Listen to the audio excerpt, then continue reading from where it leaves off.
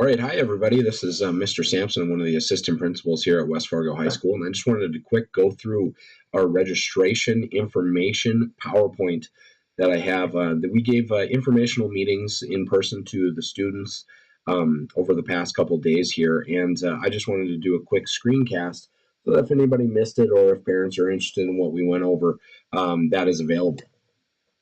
So really the first thing I want to do is make sure to emphasize how important registration is. Make sure you're taking it serious. The classes that students choose here are the foundation for high school, but also future careers, college acceptance, things like that.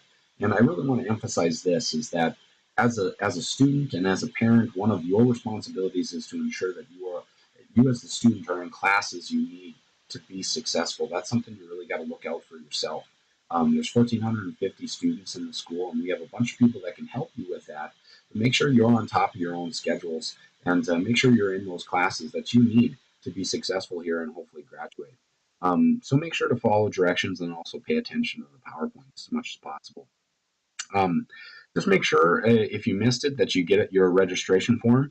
They should be located across from the office and kind of the student document center. So make sure you pick that up. If you have any questions, you can just head into the main office and they'll get you in the right direction. Who to talk to? Our counselors are Mr. Zool, Mrs. Nig, Mr. Thorpe, Dr. Oden, Heidi, and Mrs. Hirsch. They're all based upon the alphabet groupings that we use. So if you have any questions, they're the ones to go to. You can also go to your principals as well. The counselors have typically a better kind of grasp on some of those more difficult scheduling questions. The program of studies, this is the document, the comprehensive document that'll list every single class that West Fargo High School can actually provide for students. We don't offer every single one of those classes, but we can provide them. So I want to really quickly show you how to get there. So just let me back out here and get into Internet Explorer. But what you do is you go to the West Fargo Public Schools homepage. That's www.westfargo or west-fargo.k12.md.us. And what you need to do then is make sure you go over to schools, click on that, and this will bring up every single school in West Fargo Public Schools. You go under high schools here and click on WF High. They'll bring you to West Fargo High School's homepage. You go under student information, which is right here. Menu will pop out, and you go down to program of studies. Program of studies will pop up here, and this is the document that we can use. So it's 170 pages, or excuse me, 107 pages. So it's a pretty lengthy document. It has a lot of good information in it. Use the table of contents as much as you possibly can. But one of the easiest ways to work this document is using the alphabetical listing of courses. So if you want to look up a class and you like American Civil War, you know exactly where it is because it's alphabetical. And then also you know what page it is. So you're not flipping through these pages trying to find this thing, find your classes scrolling up and down, wasting time. So just do that as well. Another thing that would be really nice too and works very well is this is an electronic document, obviously. So you can use Control F, which brings up a find function, and then you type in whatever you need to type in, and it'll typically lead you there after a few clicks. So that's some of the easier ways to actually work through this document. I'm just touching quickly on a couple other things in here just to make sure you're aware. There's information on graduation requirements, as we see here. The NCAA requirements. So if you're a future athlete going to Division I or Division II, these are definitely some things you want to be looking at here to make sure that you're following those specific classes that they need, the scores on tests and things like that. Commencement recognition, high school electives and activities, and then as you go down further, we get finally into the actual classes and their descriptions. So you can kind of explore this document as much as you want, but this is the comprehensive, the actual document that we pull all of our classes from. And so that's an important concept to make sure you understand this. Anytime you have any questions, just make sure you are checking out this document. Okay, so get out of here and we'll head back into our PowerPoint. What's new? We have philosophy, worldview, and ethics, Holocaust, and genocide, music harmony, and a bunch of music classes have changed names, so check the program studies for that. We have some new computer classes, as you can see there. We also have some trade and industry classes, too, that we've added. So check those out in the program studies, check out those descriptions.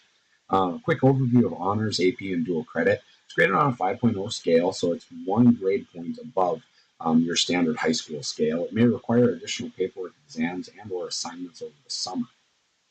The really important thing about these upper level classes is that once you're enrolled in the course, you're typically not going to be able to drop the course. So don't just sign up for these thinking it'll be okay. You have to make sure that you want to be in these courses, because we've kind of made it a habit to not allow students to drop these classes, because we want students to be in rigorous courses, and we want students to work as hard as they can and achieve the most that they can in these classes. Dual credit specifics here: credit for both high school and college. The curriculum is college level and it goes on your college transcript. So students must pay for credits through NDSCS, approximately $80 a credit and a $35 registration fee. And extra paperwork is required. If you have any questions, just talk with Mrs. Granberg in 110GA, and she'll be able to help you out with some of that material that you need to apply.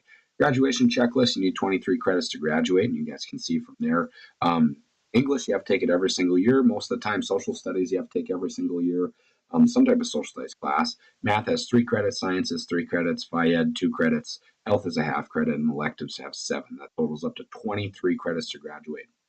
So again, make sure you're taking your future into your own hands and making sure you have those credits that you need to graduate. The North Dakota scholarships here, we have 2. First one is a North Dakota Academic Scholarship.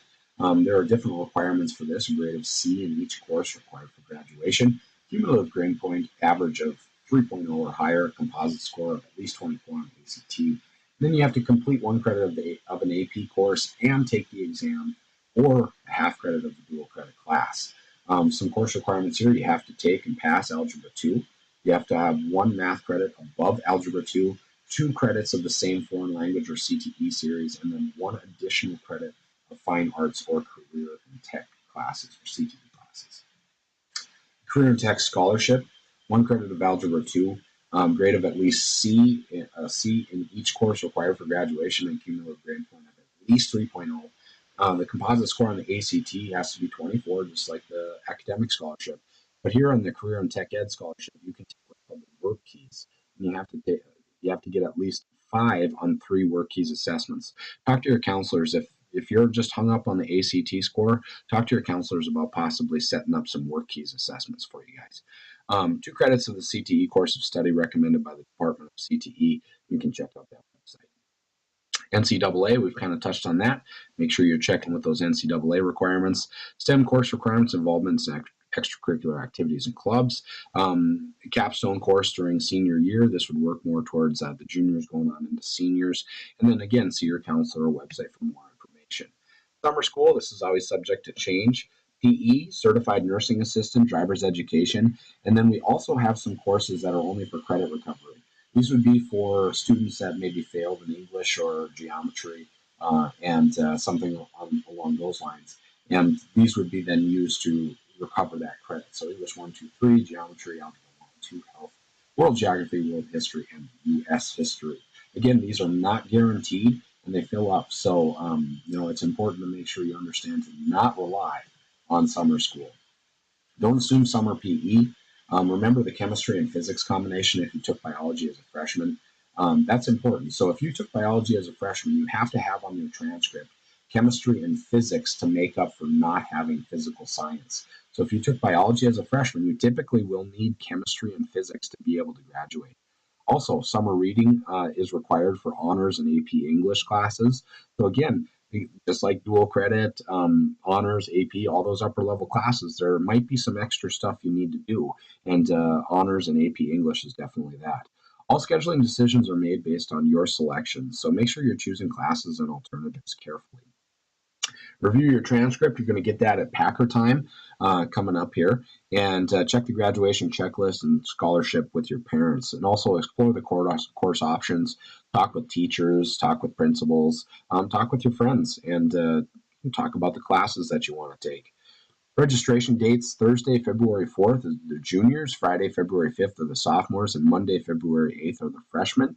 We're going to be doing that in the library. And then we also have a call down too. Period 2 is R through Z, period 3 is L through Q, period 6 is F through K, period 7 is A through E. Just touching really quick on recommendations here. Recommendations are things that your teachers can put into PowerSchool. And when you're choosing classes, they'll come up on your screen as a recommendation. It's kind of difficult to see here at the bottom of the page, but that's kind of what it'll look like. In the alerts area, there will be there will be an area here that shows if you've been recommended. It'll say recommended, and then it'll say the teacher's name who recommended you under there. So make sure you're checking that out too. Prerequisites. That's another thing that we have in PowerSchool to kind of act as a safety valve in a sense for students, so we don't have students taking classes they're not prepared for. And many courses have requirements you need to meet before you can register. Some of the examples of prerequisites we have are passing certain classes. Maybe you have to pass a class with a certain grade, and maybe there's a need to register for both classes. So if you notice that you should be able to register for something, but PowerSchool isn't letting you, make sure during registration you raise your hand and you talk to one of the counselors or principal walking around. This is what the prerequisites actually will look like. And so if you take a peek here, a good example of this, if you know that you should be able to take marketing cooperative work and you've taken marketing 1 or DECA, and you know you've taken that, but it still isn't letting you sign up because of that prerequisite warning, make sure you raise your hand and you let somebody know. And then we can look into the system and maybe there was something wrong. All right, the registration form here, some requirements. Make sure to have the form filled out with the classes you want by the date of your registration. And then bring your form with you to registration. I can't emphasize that more. This makes it so much easier to transfer your classes into the computer, and we can get those right away. The class lists are attached to your registration form. They're considered short lists. They might not have every class. There might be a couple mistakes on them. So we missed aviation and marketing too. College algebra should be a half credit class instead of a full credit class. And rec engine should be a 2 credit class rather than a half credit class. So just a few things like that. The best thing to do is if you have questions about what classes you filled out, go to the program of studies, which I showed you guys earlier. That'll have that accurate information on it. The first thing you're going to need to do is pick your school day. No period 1. That means you attend 2 to 8, and early out means you attend 1 to 7. Be aware that no busing is available for early out. And if you're a parent of an 8th grader or future 9th grader, all 9th graders will have periods 2 through 8 unless there's like an absolute outstanding circumstance. So all 9th graders will have 2 through 8. STEM, please check if you're going to continue on the STEM pathway. Registration form you can see there, 10th grade English 2, 11th grade English 3, 12th grade English 4. There are AP and honor courses available as well. Here's a key thing. If you require a language X course or a language exclamation course, a teacher should have recommended you for it. So if you can't find it on there, and what you need to do is look for that teacher recommendation if you know for sure you need to take a language X course. Math, make sure you're choosing the appropriate course based upon your career pathway. Students need 3 credits of math to graduate, so keep that in mind. But for that academic scholarship, you're going to need 1 credit above Algebra 2, so keep that in mind too. Same thing with the trans math, just like Language X, you should have a teacher recommendation for it. All right, science. Choose appropriate next course based upon career pathway. Again, just like math, students need 3 credits in science to graduate. Then just a quick reminder about that physical science biology change we have. So if you took biology as a 9th grader, you got to make sure that you've taken physics and chemistry or you're in the process of doing that. Social studies, 10th grade, world history or world geography. 11th grade is U.S. history. You can also choose AP US. And then 12th grade is government and economics, and that's AP Gov. And then also a dual credit microeconomics class you can sign up for. Phi-Ed, choose 1 Phi-Ed course, pretty standard. And then summer school is limited, keep that in mind. The elective requests, choose electives so that you have a total of at least 6 credits, including your core. Make smart decisions based upon this because they fill out your schedule. Then the alternates, they're just as important as electives. You have to choose 4 different courses. These will be used in if your first choices can't be filled. We will not change you out of them, so choose them carefully. If you really don't want a class, don't put it down as an alternate because you very well could have that in your schedule. And typically, if you put that down, we're not going to change it out of that. So if you have any questions, make sure you talk with your counselors, your principals, or anything like that. Any person, teachers, friends, things like that. Talk with them, ask questions, and hopefully we can have a really smooth registration. Thank you very much, everybody.